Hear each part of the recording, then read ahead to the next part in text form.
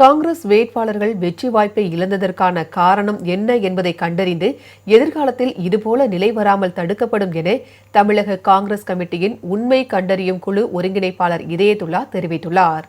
சென்னை ராயப்பேட்டையில் உள்ள தமிழ்நாடு காங்கிரஸ் கமிட்டி அலுவலகத்தில் செய்தியாளர்களை சந்தித்த அவர், ஒரு மாதத்திற்குள் குழு விசாரணை முடிவடையும் என்றும், இந்த விசாரணையில் குழுவில் உள்ளவர்களை தாண்டி யாருடைய இடையூறும் சிபாரிசும் இருக்காது என்றும் தெரிவித்தார்.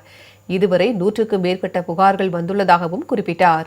உண்மை கண்டறியும் குழுவின் உறுப்பினர்கள் சொர்ணா சேதுராமன், கமலிகா காமராஜ் ஆகியோர் உடனிருந்தனர். தேர்தல் நடந்தால் நிச்சயமாக அகில இந்திய காங்கிரஸ் கமிட்டி உறுப்பினர்கள் என்று இருக்கிறார்கள்.